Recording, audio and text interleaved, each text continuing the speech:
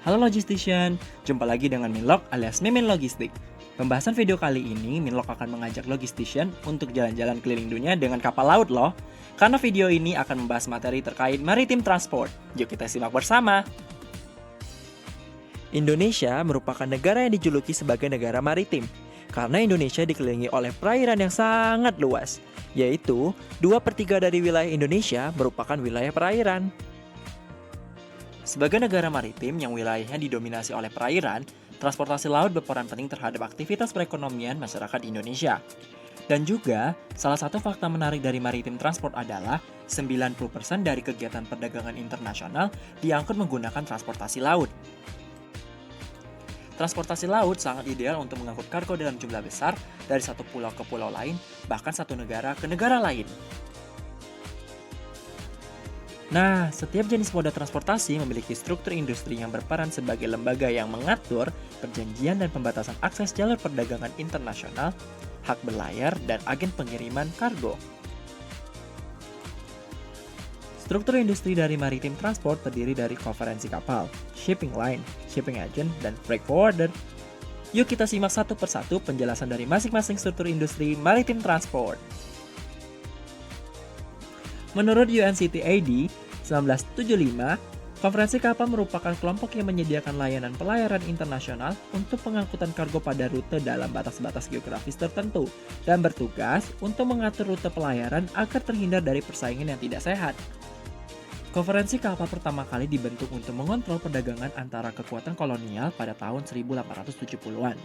Keberadaan konferensi ini tentu membawa keuntungan bagi pelaku perdagangan internasional yang berada dalam naungan konferensi ini, yaitu mendapatkan tarif pengiriman, layanan dan jadwal pengiriman yang stabil, kemudian meniadakan diskriminasi antara pengirim kargo, dan terhindar dari permainan harga. Shipping line merupakan penyedia jasa pelayaran dan pemilik kapal pengangkut untuk mengirim kargo dengan aman dan efisien.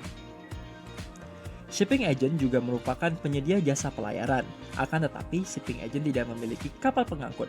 Shipping agent memiliki slot kargo dari shipping line dan menyewakan kargo tersebut kepada pengirim kargo. Selain itu, shipping agent juga memberikan layanan seperti mengurus otoritas pelabuhan dan pelabuhan setempat, mengatur tempat berlabuh, dan jadwal penundaan keberangkatan kapal.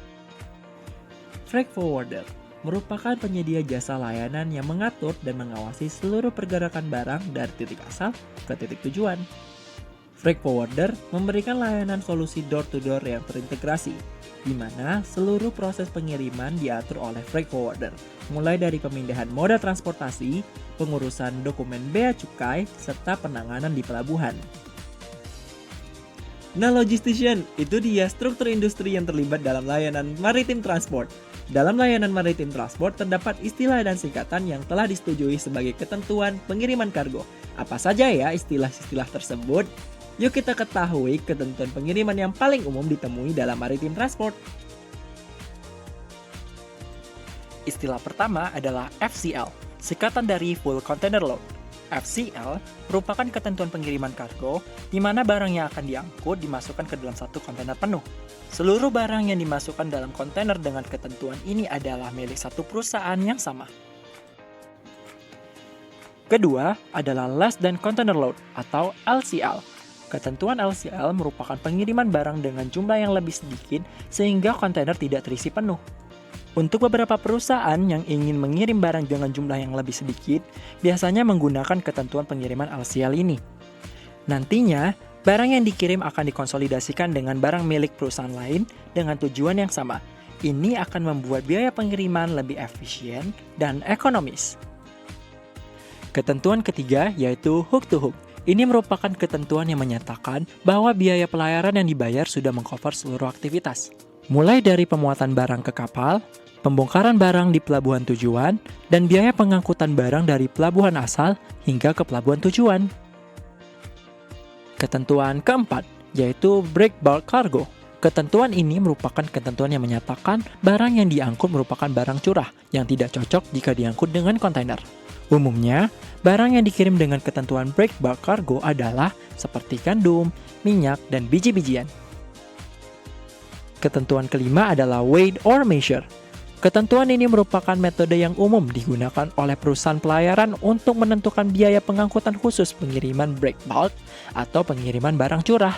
Dalam metode perhitungan ini, 1 metrik ton sama dengan 1 meter kubik. Dari dua satuan tersebut, harga akan dikalikan dengan satuan yang lebih besar nilainya. Untuk memahami bagaimana sih cara perhitungan metode weight or measure, yuk simak contohnya berikut ini.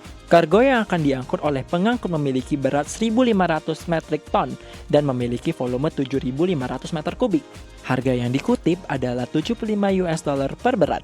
Di antara berat dan volume, nilai yang lebih tinggi adalah dari volume, maka harga yang ditentukan dikali dengan volume, yaitu 7.500 dikali 75 US dollar sama dengan 562.500 US dollar. Ketentuan keenam, terdapat TEU. TEU merupakan singkatan dari 20 Foot Equivalent Unit. TEU merupakan kontainer dengan ukuran dimensi eksterior yakni panjang 20 kaki, tinggi 8,5 kaki, dan lebar 8 kaki. Umumnya, TEU dapat mengangkut 9-11 palet untuk jenis palet standar. Dan ketentuan ketujuh adalah VEU, atau singkatan dari 40 Foot Equivalent Unit. VEU merupakan kontainer dengan ukuran dimensi eksterior memiliki panjang 40 kaki, tinggi 8,5 kaki, dan lebar 8 kaki. Satu kontainer VEU sama dengan 2 kontainer TEU, dan umumnya VEU dapat mengangkut 20 hingga 24 palet. Oke logistician, setelah mengetahui ketentuan pengiriman yang umum digunakan dalam maritim transport, sekarang Minglok akan mengajak logistician untuk mengetahui juga dokumen-dokumen maritim transport. Salah satu aspek yang terpenting dalam proses pengiriman barang secara internasional melalui laut adalah dokumen. Dokumen-dokumen yang dibutuhkan dapat berasal dari instansi pemerintah, lembaga keuangan, dan mitra dagang baik dari negara asal maupun negara tujuan. Mari kita ketahui dokumen-dokumen utama yang pasti digunakan dalam pengiriman laut. Bill of Lading merupakan dokumen yang diterbitkan oleh perusahaan pelayaran sebagai tanda terima kargo yang diangkut menggunakan kapalnya. Bill of Lading juga berperan sebagai kontrak pengangkutan antara pengirim kargo dan perusahaan pelayaran untuk mengirimkan kargo ke negara tujuan yang telah tertulis di dalam Bill of Lading. Sehingga, informasi yang tertulis dalam Bill of Lading diantaranya adalah nama dan negara asal pengirim. Kemudian, nama negara tujuan penerima, serta informasi terkait barang seperti nama barang, jenis, berat, dan dimensi ukuran barang. Letter of Credit merupakan dokumen pembayaran yang selalu digunakan dalam transaksi perdagangan internasional. Metode pembayaran menggunakan Letter of Credit sangat aman untuk transaksi internasional. Letter of Credit akan diterbitkan oleh issuing bank dari negara tujuan penerima. Setelah Letter of Credit diterbitkan, pihak issuing bank akan mengirimkan ke advising bank atau bank di negara asal pengirim barang. Metode pembayaran ini menjamin penjual dapat menerima pembayaran tepat waktu saat barang telah tiba di tangan penerima dengan kondisi baik dan utuh. Certificate of Origin merupakan dokumen yang diterbitkan oleh lembaga sertifikasi yang menetapkan negara asal dari kargo yang diangkut. Umumnya, Certificate of Origin akan diserahkan kepada petugas pabean di negara tujuan untuk menentukan tarif, perjanjian perdagangan, dan embargo perdagangan dengan negara-negara tertentu. Packing list adalah dokumen yang berisi daftar rinci dari seluruh barang yang akan diangkut. Informasi yang tercantum dalam packing list adalah deskripsi barang seperti berat, panjang, lebar, tinggi dari setiap item, dan jumlah item dalam satu palet. Packing list berfungsi untuk menghitung kapasitas kubik dari masing-masing item, serta mengidentifikasi lokasi penempatan item sesuai dengan spesifikasinya. Invoice merupakan dokumen yang dibuat oleh pihak penjual. Informasi dalam invoice terdiri dari berat barang, jumlah barang, deskripsi barang, dan harga produk yang dijual. Rincian informasi pada invoice harus sama dengan informasi yang dicantumkan di Letter of Credit. Selain 5 dokumen utama yang telah Minlok sebutkan tadi, terdapat pula beberapa dokumen tambahan yang umumnya dicantumkan tergantung dengan sifat barang, negara asal, dan negara tujuan pengiriman. Dokumen tambahan tersebut adalah sertifikat asuransi, sertifikat standar barang, dan lembar data yang berkaitan dengan pengelolaan bahan kimia berbahaya tertentu yang disebut dengan Material Safety Data Sheet. Logistician, perjalanan kita mengelilingi dunia dengan kapal laut sudah selesai nih. Semoga bermanfaat dan sampai jumpa di video-video selanjutnya. Bye-bye!